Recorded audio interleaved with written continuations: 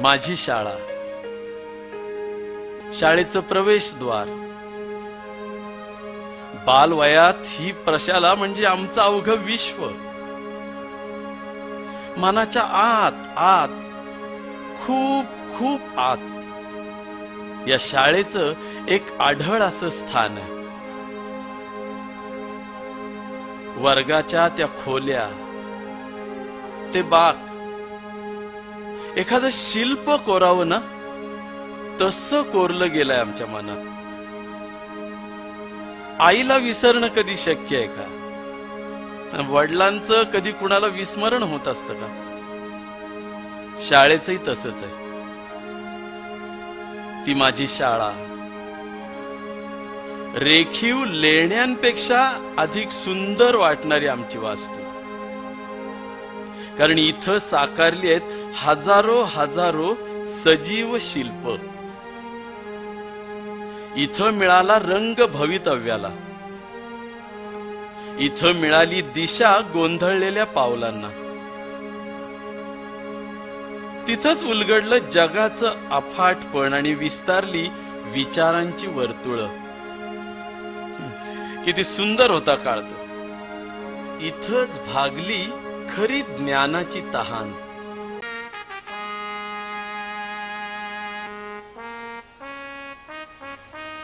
ती वास्तू, ती प्रशाला, नक्षत्रांहून सुंदर भासणाऱ्या त्या प्रार्थनेच्या रांगा. ओठात प्रार्थना, पण मनात खट्याळ पण उसळत असायचं. प्रार्थनेसाठी ओठ हालत असायचे, पण लक्ष असायचं आजूबाजूला उभ्या असलेल्या मित्रांकडे. शिक्षकांची नजर चतुराईनं चुकवून मित्रांच्या खोड्या काढण्याची अनावर उर्मी प्रार्थनेच्या वेळी जागी होई.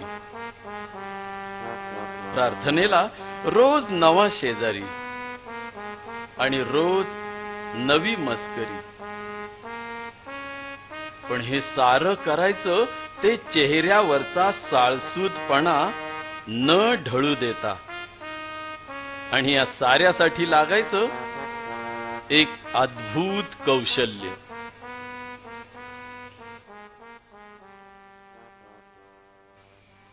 त्या खोड्या, तो आकाशाला भेदू पाहणारा अनिर्बंध दंगा.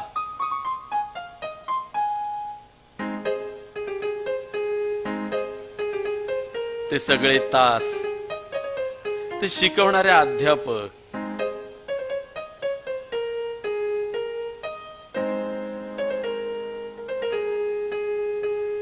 त्यांचं तळमळीनं शिकवणं, पण कधी कधी आगळ्याच मिश्किलपणाचा आमचा फुटणारा बांध.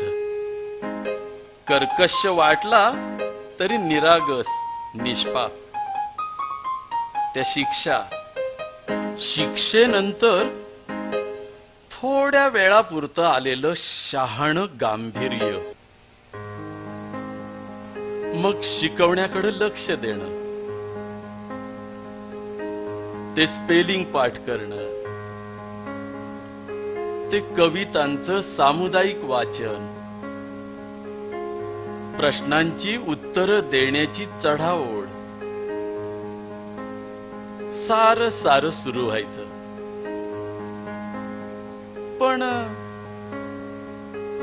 पण थोडा वेळ हे प्रौढपण टिकायचं आणि मध्येच भूक लागल्याची जबरदस्त जाणीव.